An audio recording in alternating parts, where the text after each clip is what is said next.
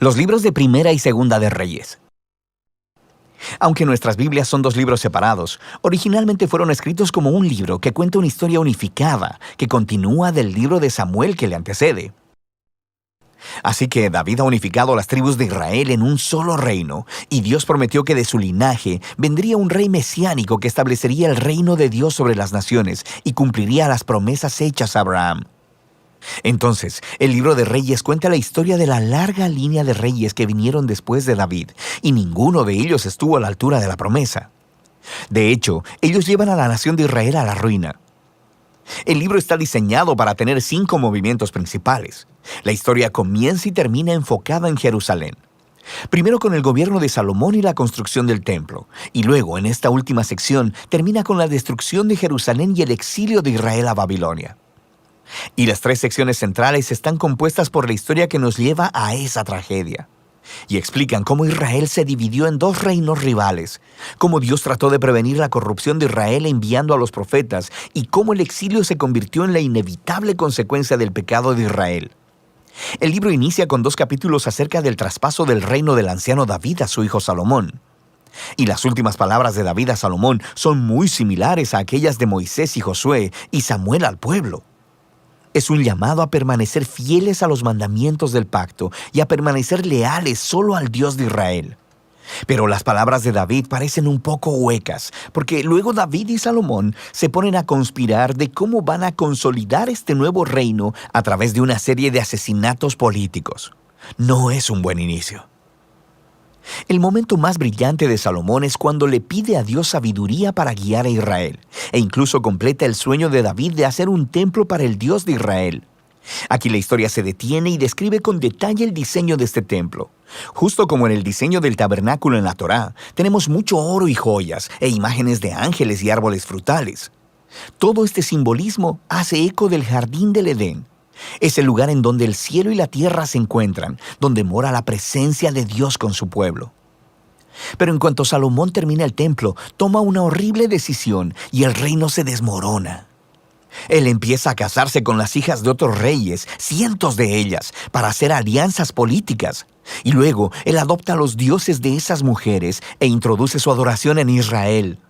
Luego, Salomón acumula enormes cantidades de riquezas y organiza un ejército gigante. Incluso instituye el trabajo de esclavos para todos sus proyectos de construcción. Si miras en la Torá y revisas las reglas para los reyes de Israel en Deuteronomio 17, verás que Salomón está rompiendo cada una de ellas. Así que para el tiempo de su muerte, Salomón se parece más a Faraón, el rey de Egipto, que a su propio padre. La siguiente sección inicia con el hijo de Salomón, Roboán, actuando justo como su padre. Es una historia muy triste de ambición y hambre de poder. Él trata de subir los impuestos para el trabajo de los esclavos, y bajo el liderazgo de Jeroboam, las tribus del norte rechazan esto, se rebelan y se separan para formar su propio reino rival. Y ahora en la historia tienes al reino del sur, Judá, centrado en Jerusalén con reyes del linaje de David. Y ahora también este nuevo reino del norte llamado Israel, cuya capital eventualmente será Samaria. Además, Jeroboam construye 2 templos para competir con el templo de Salomón en el sur. Pone en cada uno un becerro de oro para representar al Dios de Israel. La conexión con Éxodo 32 y el becerro de oro es bastante explícita. A partir de este punto, la historia va de un lado para otro, de norte a sur, trazando el destino de ambos reinos. Cada reino tuvo alrededor de 20 reyes consecutivos, y conforme se nos presenta cada rey, el autor evalúa su reinado según algunos criterios. ¿Adoraban solo al Dios de Israel o promovían la adoración a otros dioses? ¿Lidiaron con la idolatría entre el pueblo y permanecieron fieles al pacto como David o se volvieron corruptos e injustos? Y de acuerdo a estos criterios, el autor no encuentra reyes buenos en el reino del norte. 0 de 20. Y luego, en el reino del sur, Judá, solo 8 de 20 obtienen una calificación positiva, lo que se conecta con otro gran propósito del libro, que es introducir el rol de los profetas, figuras clave en la historia de Israel. En la Biblia, los profetas no eran adivinos, sino que hablaban en nombre del Dios de Israel y desempeñaban el rol de guardianes del pacto, lo cual significa que condenaban la idolatría y la injusticia tanto de los reyes como del pueblo. Ellos le recordaban constantemente a Israel de su llamado de ser luz a las naciones, de que debían obedecer los mandamientos de la Torá. Así que los profetas retaban a Israel a que se arrepientan y que confíen en su Dios. En estas secciones centrales, para cada rey, Dios levanta profetas para pedirles cuentas. Los profetas más prominentes son los del norte. Elías y su discípulo Eliseo están justo ahí en el centro del libro. Elías era un profeta rústico, viviendo en el desierto, y su archienemigo era el rey del norte, Acab, y su esposa cananea Jezabel. Juntos habían instituido en Israel la adoración al dios cananeo, Baal. Así que en una famosa historia, Elías retó a 450 profetas de Baal a una contienda para ver cuál dios era el real. Así que ambos construyeron altares y oraron a sus dioses, pero solo el Dios de Israel respondió con fuego. Después de esto, Acab utiliza su poder real para asesinar a un agricultor israelita y robar el viñedo de su familia. Y Elías confronta una vez más la injusticia de Acab y anuncia la decadencia de su descendencia. Elías eventualmente pasa el manto de su liderazgo profético a un joven discípulo llamado Eliseo, quien pide 2 veces la autoridad de Elías. Y lo que es fascinante es que el autor, que ha contado 7 obras milagrosas de Elías, luego ofrece historias de 14 actos de poder de Eliseo.